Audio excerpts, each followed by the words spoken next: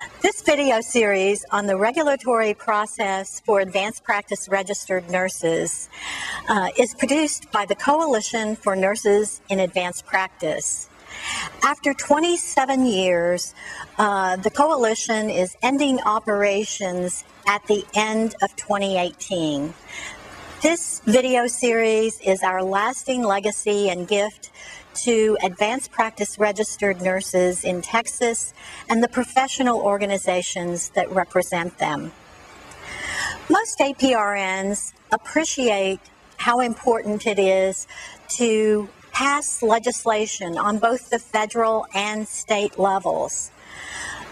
But a lot fewer really understand the regulatory process and the vital role it plays to help make our practices more effective and efficient for our patients. The purpose of this series is to shed light on the regulatory process, teach important skills in being able to be an active participant, and hopefully we will engage and intrigue many of you to go ahead and start being a regular participant in that process. I'm Linda Wolbert, and I'm the host for your series. I have been a pediatric nurse practitioner since 1988, but I've spent most of the last 20 years in the legislative and regulatory arena in the state of Texas.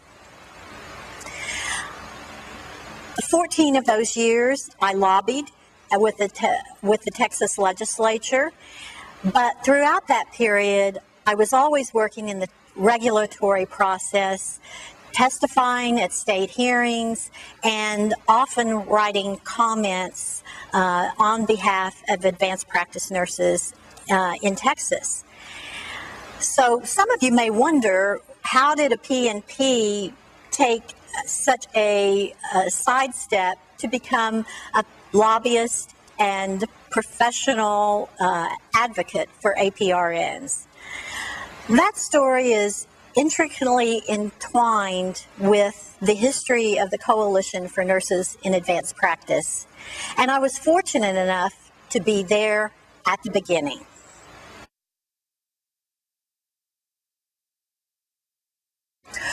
Four visionary women began CNAP in 1991 as a coalition of statewide organizations that would promote advanced practice nursing as in the regulatory and legislative arenas.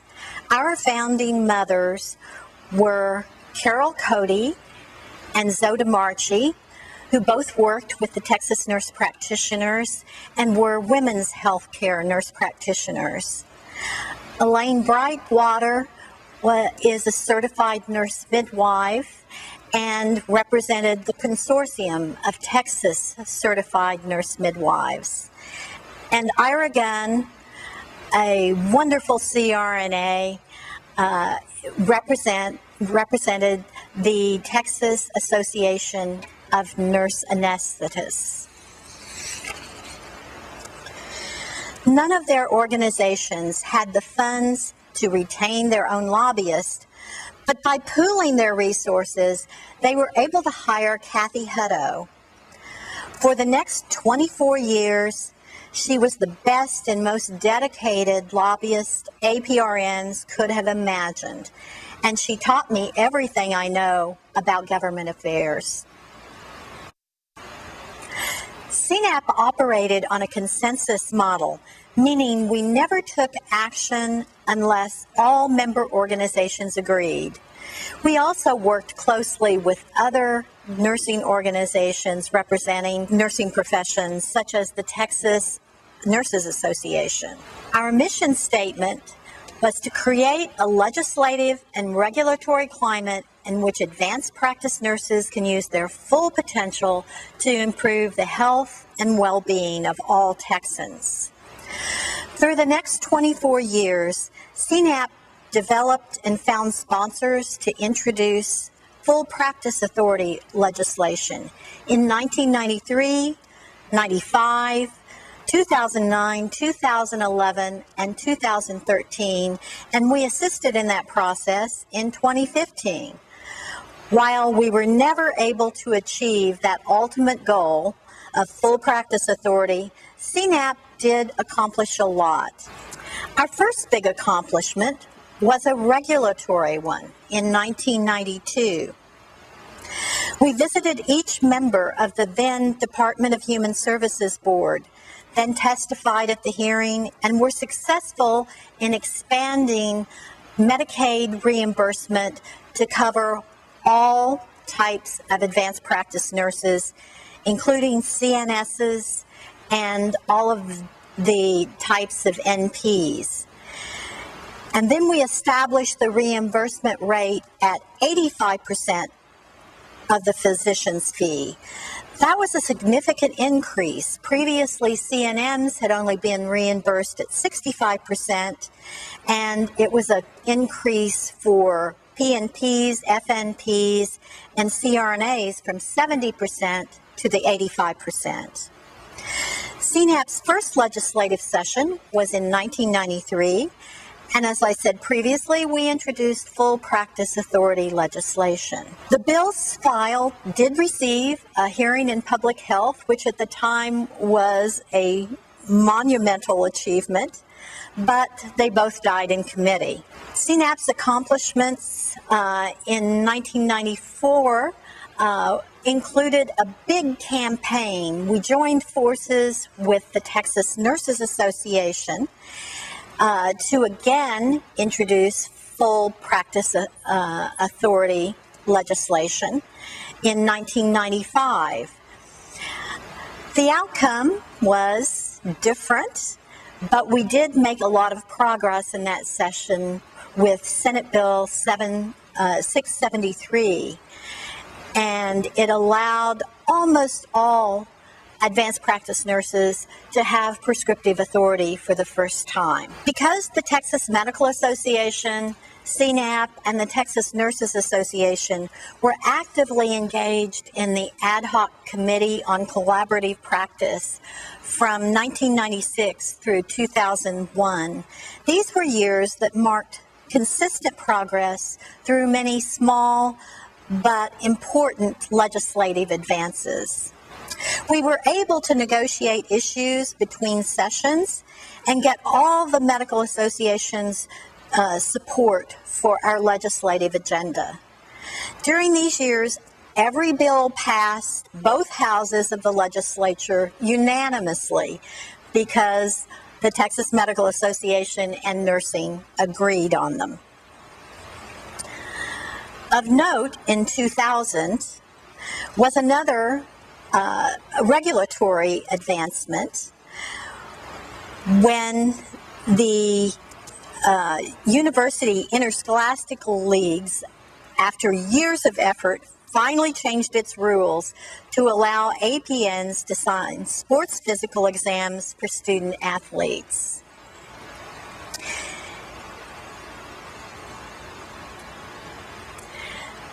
2003 was the final year we were able to pass legislation that the Medical Association supported. TMA had agreed to support allowing physicians to delegate controlled substances, schedules 3 through 5, with some restrictions. But we paid a high price for TMA's support on that issue because they did so in exchange for a moratorium. From 2003 to 2007, the medical associations agreed not to support any legislation that would harm APRNs, and CNAP agreed not to support any legislation that would advance APRN practice beyond what was current law. So starting in 2005, we focused exclusively on opportunistically amending bills to add APRNs that didn't do so when they were filed. And then we would support legislation that we thought was good for our practice and our patients, and work to defeat legislation that would harm APNs.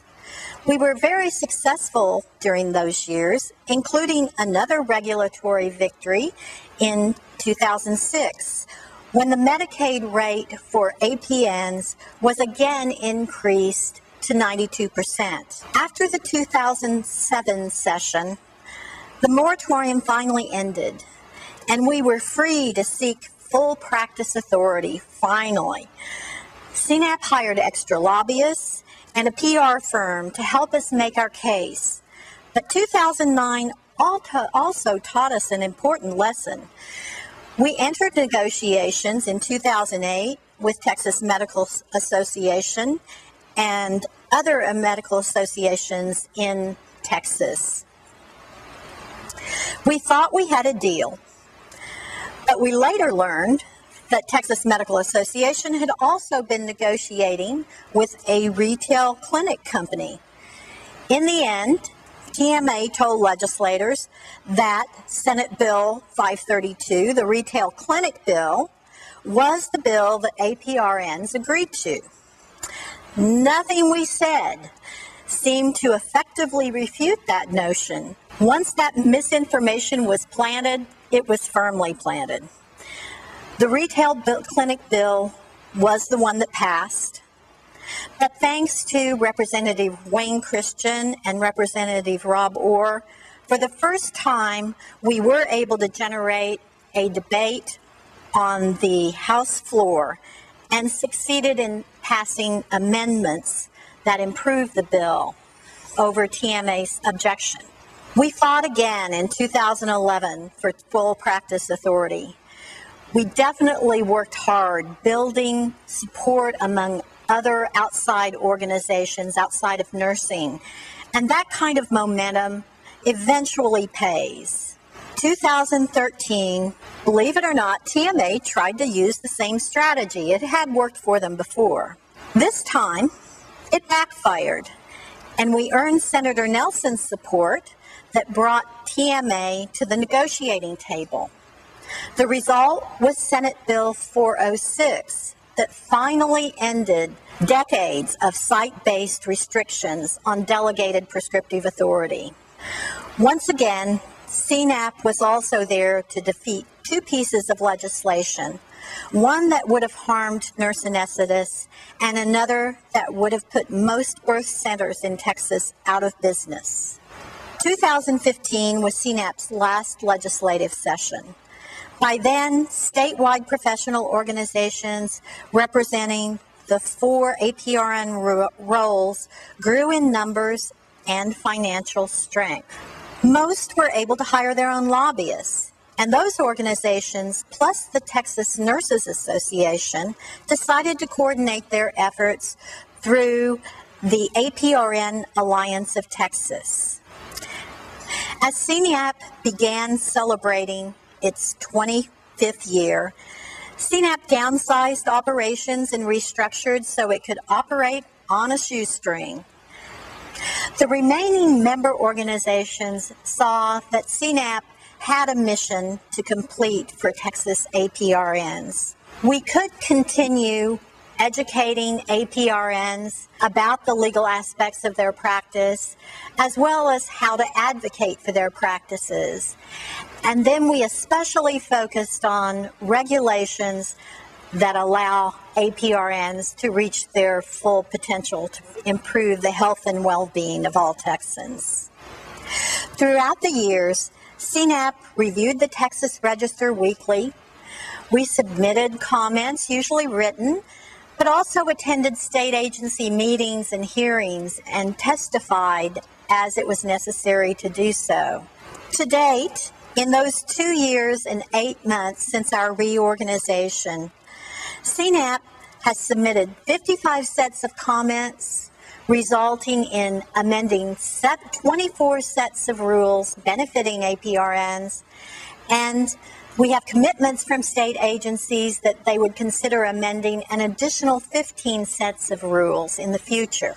We also worked with NP business owners to change Medicaid policy to allow APRNs to order durable medical equipment, allow APRNs to supervise and bill for RNs that perform Texas Health Step exams, just like physicians currently do. And we also worked with Psych Mental Health APRNs to change HHSC policy to reimburse them for telehealth services. While these efforts did not result in change yet, we have made our cases, and like most issues, those and many more will be resolved with continuing efforts of APRNs like you. As CNAP was winding up operations, we decided that our final contribution is to help APRN professional organizations continue effective regulatory action by teaching APRNs about the regulatory process. The regulatory process is one that doesn't change a lot, other than occasional state agency names, websites, or rule citations. This makes the regulatory process an ideal subject of videos that can have ongoing impact for years to come. It will enable APRNs and students who have an interest in policy to learn about the regulatory process and apply their knowledge to assist their professional organizations in very tangible ways. This is a 6-part series. The videos build on each other to some extent, but each one can be viewed individually. In addition to the introduction you're viewing now, we'll cover the differences between legislation and regulation and why each is important. The third video discusses how to become a stakeholder in the Texas regulatory process and introduces some of the online state agency resources that will be important for you. Number 4 in the series discusses basic information about federal legislation and how to access federal rules and statutes. The 5th part teaches how to review the Texas Register and access state resources, giving detailed information about Texas regulation and statutes that affect APRNs and how to check the Texas Register. Finally, Part 6 discusses submitting comments to state agencies when rules are outdated or overlook contributions APRNs could be making to improve the health of Texans that are consistent with state and federal statutes and rules.